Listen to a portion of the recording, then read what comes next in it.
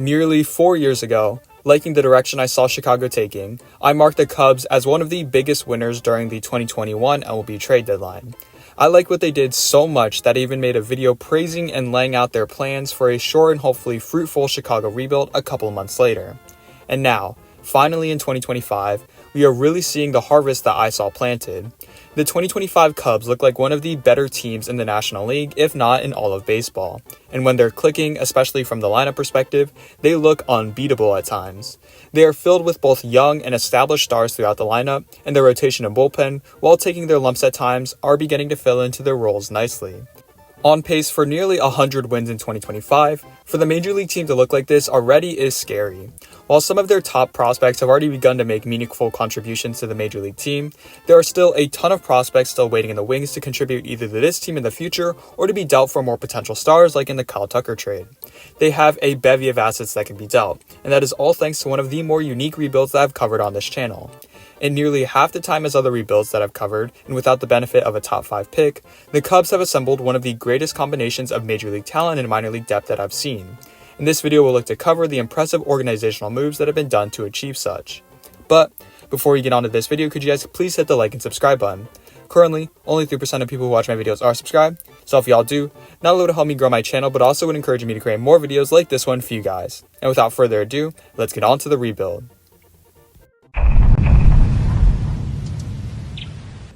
Even before the 2021 season, the writing was already on the wall that this would be the last season of contention before a retool or rebuild. This team had made the playoffs in 5 of the last 6 years, but new president of baseball operations Jed Hoyer, nominated by Theo Epstein himself, faced a very difficult dilemma of needing to cost cut following the pandemic, coupled with the upcoming free agents of their 3 core infielders in Baez, Bryant, and Rizzo.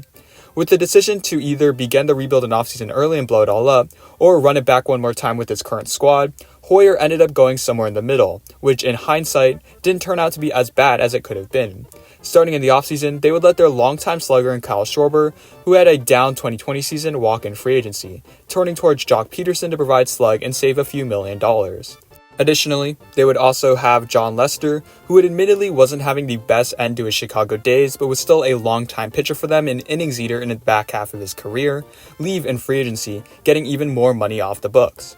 However, even with the financial freedom that came from Lester's departure, the Cubs still decided that they needed to cut more costs, trading their most productive pitcher from the last 2 seasons in Yu Darvish along with Victor Caratini to the Padres for Zach Davies and a trio of lower-level prospects and outfielders Owen Casey and Ishmael Mena and shortstop Yazon Santana.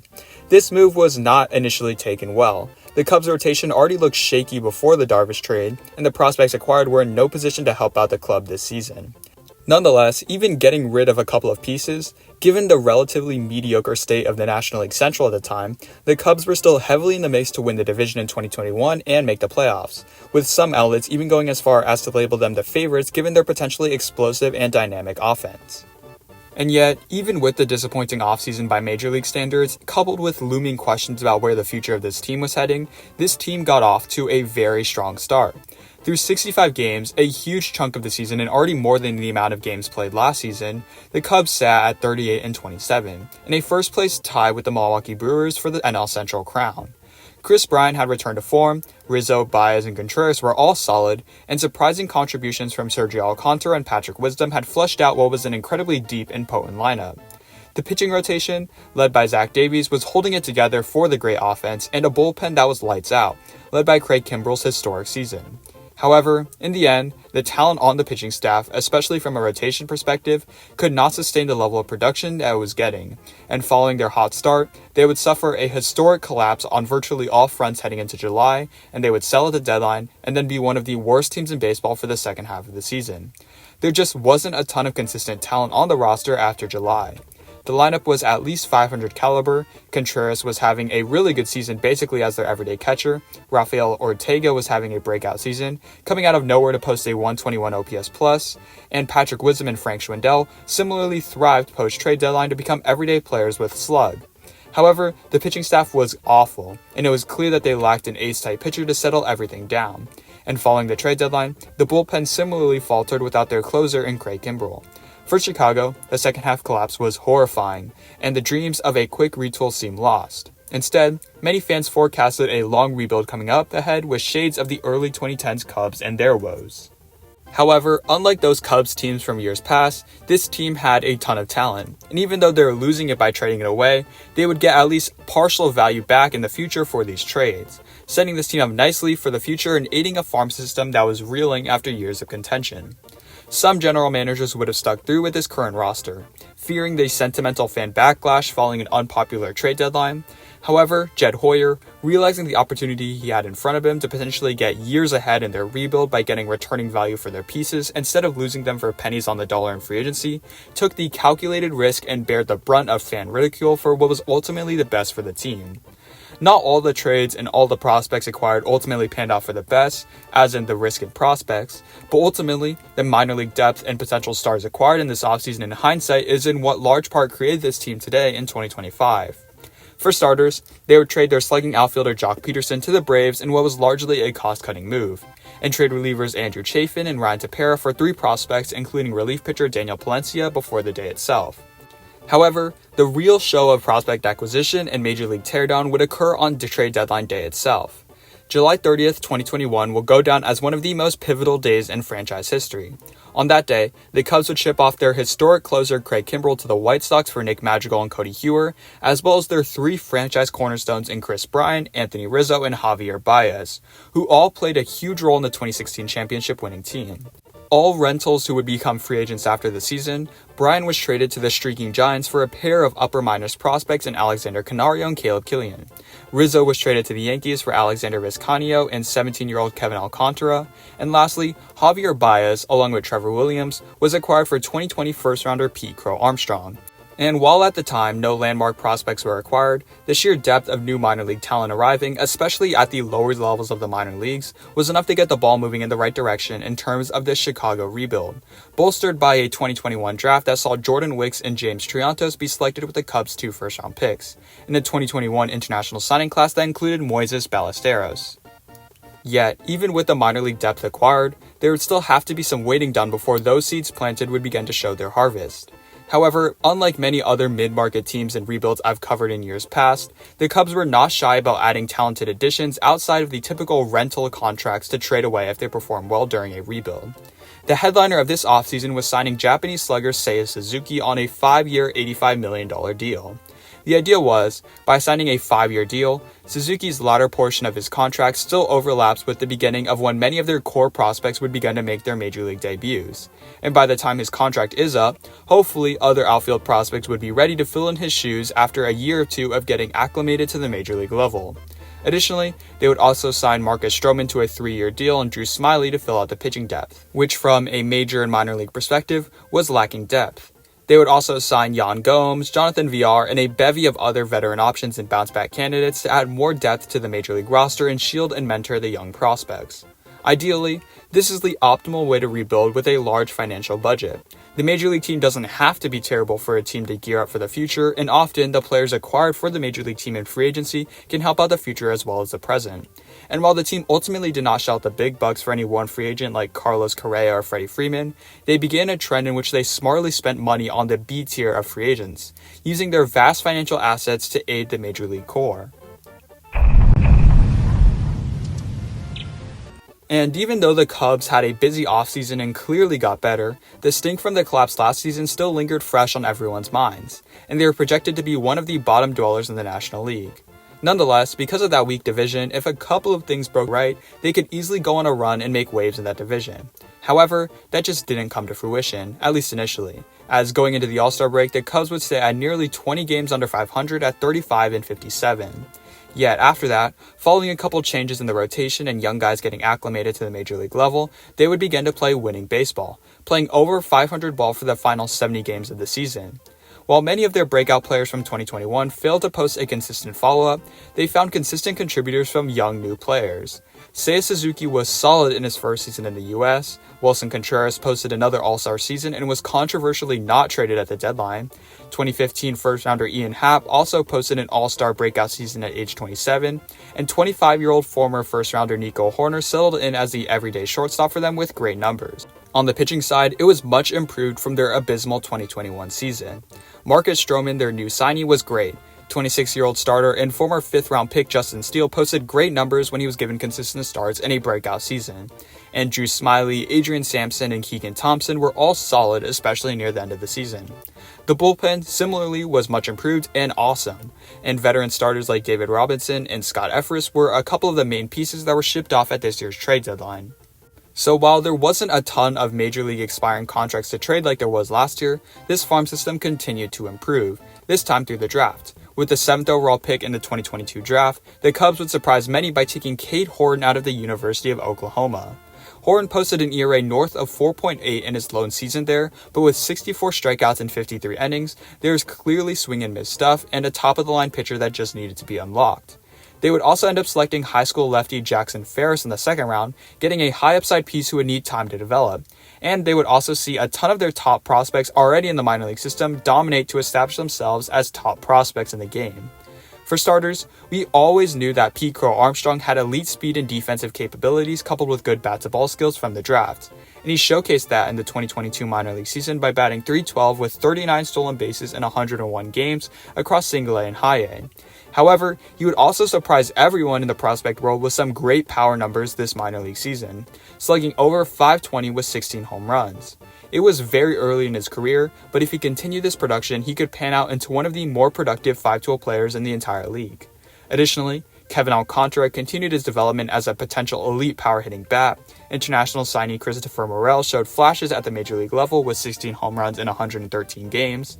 Moises Ballesteros had some success in his first professional season moving up to A-ball. Jordan Wicks had a successful first professional minor league season with 121 strikeouts in 94 innings. And longtime top prospect in 2015 international signee Miguel Amaya finally showcased development with the bat, posting an .844 OPS as a 22-year-old in AA despite withstanding injuries. Grabbing a top-of-the-line pitching prospect in this year's draft and seeing a star prospect emerge in PCA amongst their elite-level depth suddenly vaulted their farm system into the top 10, which is truly incredible seeing that their farm system was actually in the bottom third a little over a year ago. With the Cubs seeing a great deal of upside from their young major leaguers as well, like Nico Horner or Ian Happ, there was already light at the end of the tunnel for a rebuild that was deemed to be extensive just after 1 year.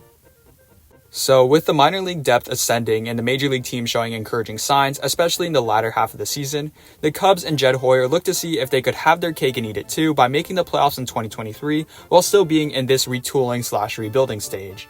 While they would see their longtime catcher and one of the last remnants of the 2016 team depart in Wilson Contreras, they would continue to add aggressively in free agency. While they would refrain from being truly aggressive over the elite of free agents including Aaron Judge or Trey Turner, among the second-tier free agents, they would splurge. Dansby Swanson, a durable, productive shortstop and borderline star for them, was signed for 7 years and $177 million. Jameson Taillon, a very nice middle rotation starter, was signed for 4 years and $68 million. And former MVP and bounce-back candidate Cody Bellinger was signed to a 1-year deal for $17.5 million after being released by the Dodgers. Additionally, they would also re-sign Drew Smyly, sign Trey Mancini to a 2-year deal, and grab Tucker Barnhart for catching depth. These moves clearly gave playoff upside for this year, and aided emerging stars like Steele, Horner, and Happ. And what's more, they didn't have to sacrifice anything in terms of future assets to acquire such a team. So while a projected middle ground isn't where any team wishes to be for the long run, for a team whose hopes are still towards the future, you love to see them grabbing even more cornerstone players for the future and present like Dansby Swanson and even Cody Bellinger.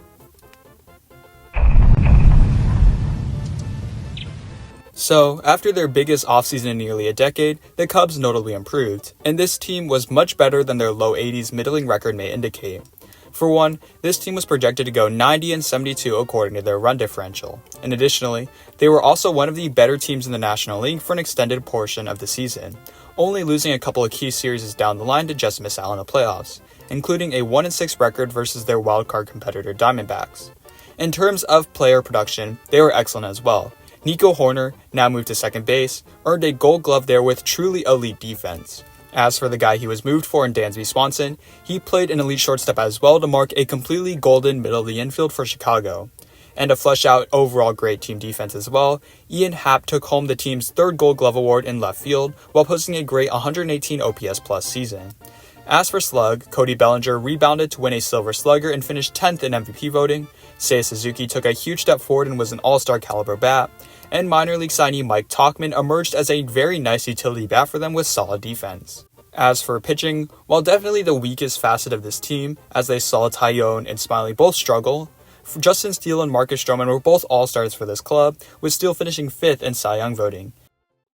And as for their farm system, even losing 2 prospects in the Jeimer Candelario trade, it was now considered as one of the best in the entire game, and it continued to improve as guys progressed up through the minor league ladder. Pete Crow Armstrong continued to look like one of the best prospects in the entire game, posting up similarly great stats this time in the upper levels of the minor leagues to earn some major league playing time near the end of the season. Fellow top outfield prospect Kevin Alcantara followed in his footsteps, and although he was a bit younger, he was also great with an OPS over 800, moving all the way up to AA at just 20 years old. Owen Casey, also a 20-year-old, dominated AA to become a top prospect in the game with an OPS over 900.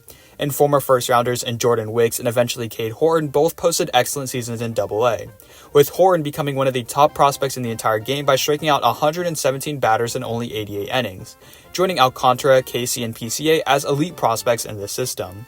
Couple this with Ben Brown, who dominated AA to progress up to AAA in 2023, and former 5th rounder in 2022 in Brandon Birdsell, who posted similarly elite numbers in High A and AA, and the Cubs now had a bevy of young pitching prospects to couple with some elite level outfield prospects.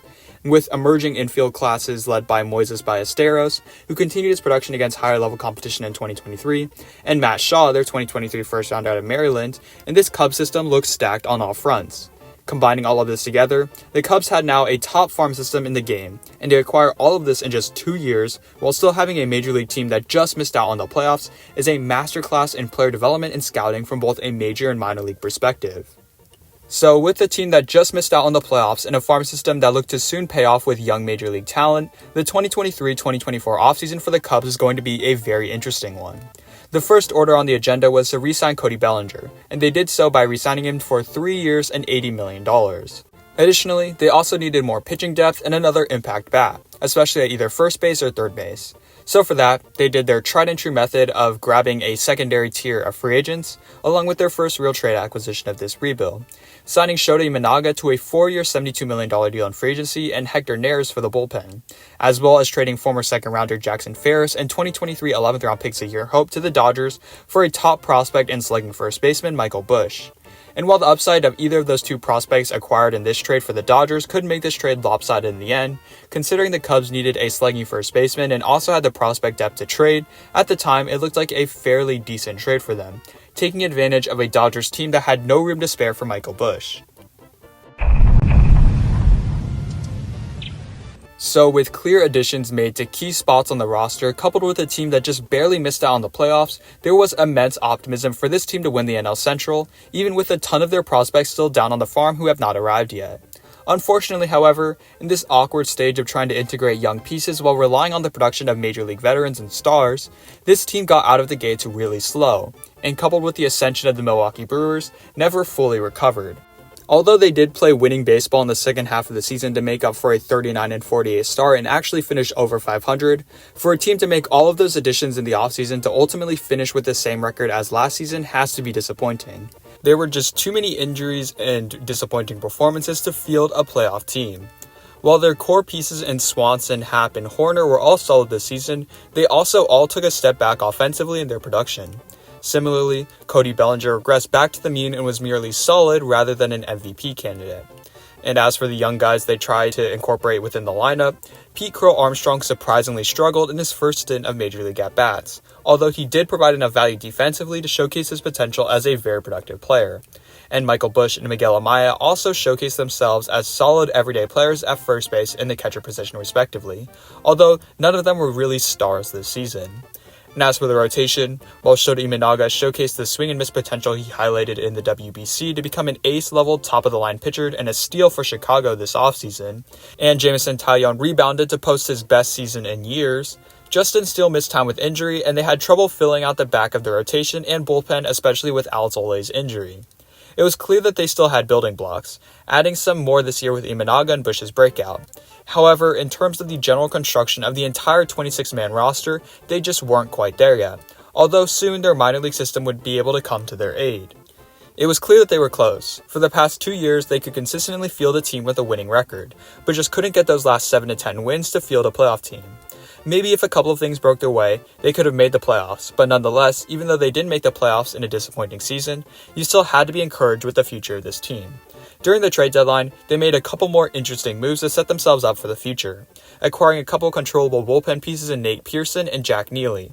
Additionally, they would also trade talented but frustrating third baseman Christopher Morel, who is batting under the Mendoza line for Chicago, to the Rays for 25-year-old Isaac Paredes, hopefully solving their woes at third base in the long run, although he did struggle with the bat in his second half of the season for Chicago. However, also gunning for the third base job was former first-rounder Matt Shaw, who impressed in AA and AAA with 21 home runs in 121 games. To do all of that in his first professional season is super encouraging, and this performance led him to become one of the top 30 prospects in all of baseball. To muddy the field even more, the Cubs would select third baseman Cam Smith 14th overall out of FSU. And what's more, he would hit the minor league level hard, running all the way up to AA in his first half season with a combined OPS over 1,000. And with a bevy of third base prospects and young players, they are primed to make big splashes over the offseason with this farm system. So with the long-term logjam at third base and a ton of talented assets at their disposal going into the 2024-2025 offseason, the Cubs decided that with the state of their team and the young players ascending and their core players producing, that now was the time to aggressively add to push this team over the top.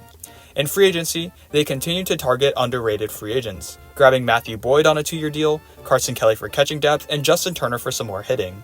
To open up even more at-bats in the outfield and grab some more arms, they would trade Cody Bellinger to the Yankees and also trade for Ryan Presley for bullpen depth. But the big move to showcase that they were truly going for it this season would be to trade for probably the best player on the trade market in Kyle Tucker, freeing up their logjam in the process by trading away Isaac Paredes and Cam Smith, along with young depth starter Hayden Wesneski. Even though a rental, Kyle Tucker brought immense optimism for Cubs baseball in 2025.